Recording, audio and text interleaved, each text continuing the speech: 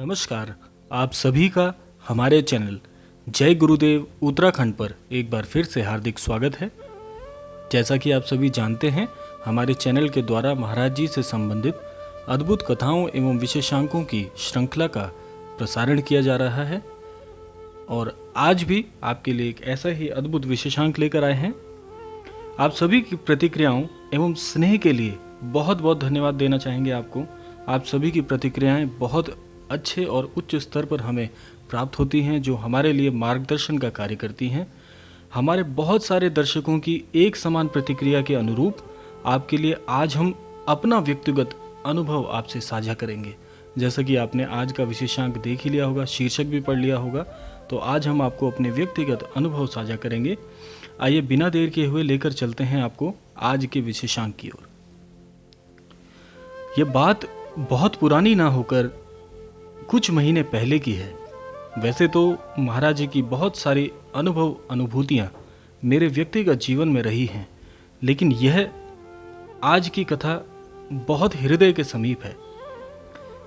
मेरी अक्सर महाराज जी से विनती रहती है कि महाराज जी के दर्शन अधिकतर होते रहे हैं। मेरे जीवन में जब से मैंने कैंची धाम यात्रा की है, कैंची धाम के दर्शन किए हैं, उसके बाद से महाराज जी की बहुत सारी अनुभूतियाँ, बहुत सारे व्यक्तिगत अनुभव होते आए हैं और आज भी होते रहे हैं। तो इस तरह के अधिकतर अनुभव प्राप्त होने के साथ साथ एक महाराज जी से मेरी विनती अवश्य रहती थी कि महाराज जी के दर्शन वैसे तो कभी स्वप्न में, कभी विशिष्ट अनुभूति में, कभी किसी असमंजस से मुझे निकालने में इस प्रकार होते रहे हैं, लेकिन मैं हमेशा महाराज जी से विनती करता था कि वह जब भी मेरे स्वप्न में दर्शन देते हैं, क्योंकि महाराज जी आज सूक्ष्म रूप में हैं, तो महाराज जी कभी स्वप्न के माध्यम से, कभी किसी विशिष्ट प्रकार से दर्शन देते हैं। वह अनुभूतियाँ आपको भी अवश्य प्राप्त हो सकती हैं, लेकिन इसके लिए निरंतर महाराज जी का ध्यान आपको करना होगा। तो इस प्रकार महाराज जी जब भी स्वप्न में दर्शन देते हैं तो वह वही स्वस्थ स्थूल शरीर जो महाराज जी का है, वह तखत पर या किसी आसन पर बैठे हुए मुझे दिखते हैं और उनका जो विश्व विख्यात कंबल है वह महाराज जी सदैव ओढ़े हुए, जिस प्रकार से मुझे दर्शन हो रहे हैं वही चीज़ मैं आपको बता रहा हूँ कि महाराज जी मेरे स्वप्न में मुझे किस प्रकार से दिखते हैं। वही स्थूल शरीर महाराज जी का तखत पर या किसी आसन पर विराजमान होते हुए महाराज जी मुझे दिखते हैं और सदैव महाराज जी के जो चेहरे पर जो उनकी मंत्रमुग्ध करने वाली जो मुस्कान है, वो सदैव महाराज जी के चेहरे पर देखने को मुझे मिलती रही है। लेकिन मेरे स्वप्न में महाराज जी आते तो बहुत बार हैं, लेकिन बोलते कुछ नहीं थे।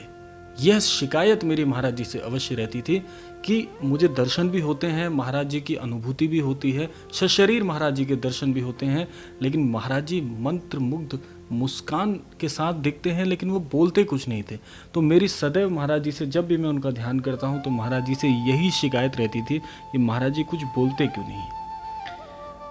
यह मेरी सदैव महाराज जी से शिकायत रहती थी।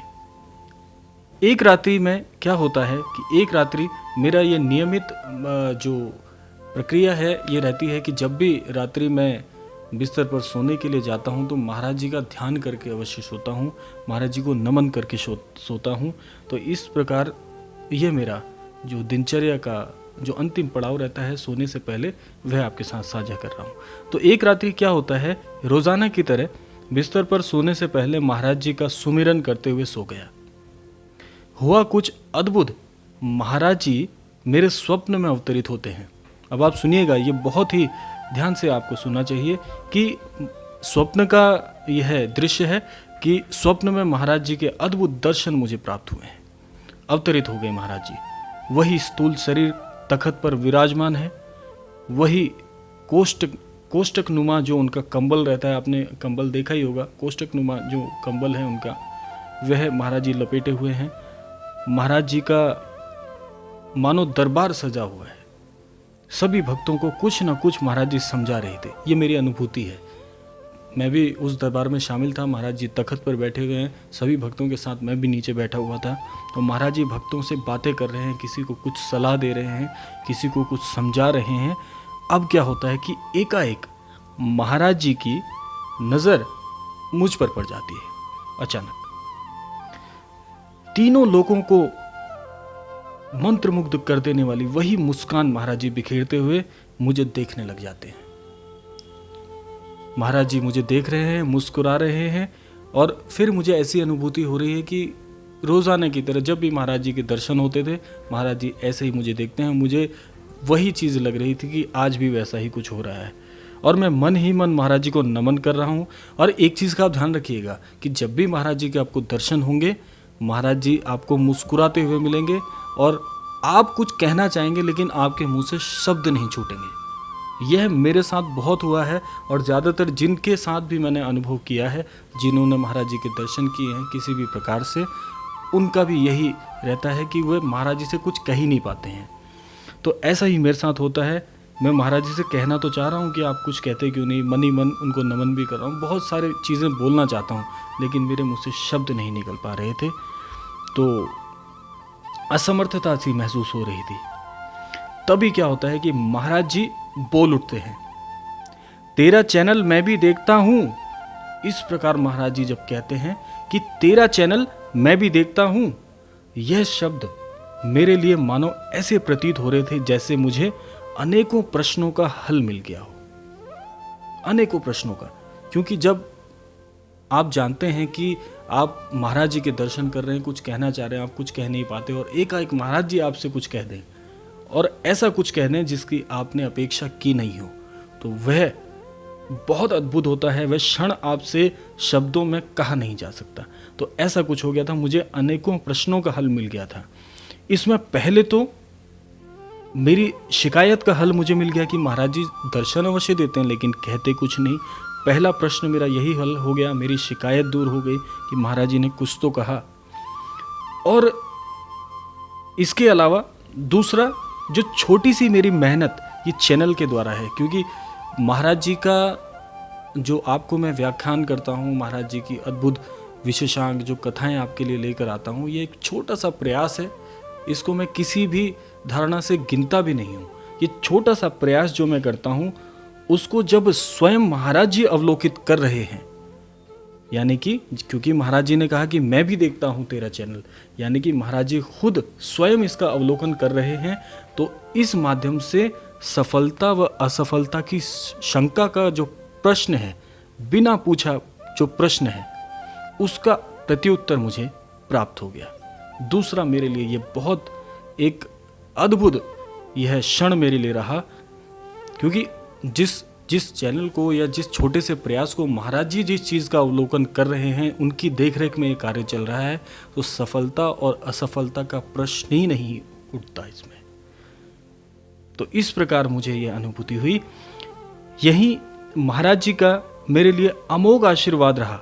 ये बहुत अमोघ आशीर्वाद है महाराज जी का कि एक छोटे से प्रयास का महाराज जी स्वयं अवलोकन कर रहे हैं, तो मेरे लिए इससे बड़ा आशीर्वाद नहीं हो सकता, जो इस जीवन में मैं कभी नहीं भूल सकता। ये मेरे लिए कभी नहीं भुलाया जाने वाला क्षण था। महाराज जी सभी की मनोदशा एवं मनोइच्छा को समझते हैं, जानते हैं।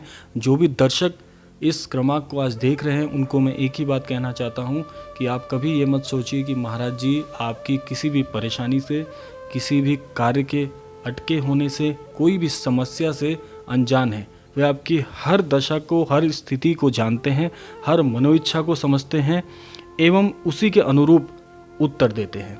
किसी न किसी प्रकार से आपको इसका उत्तर अवश्य मिलेगा। आपको ये विश्वास का पथ है। मैं आपसे ये कहना चाहूँगा कि यह विश्वास का पथ है। जो इस पर चलेगा उसके लिए पराजय का कोई मार्ग नहीं होता।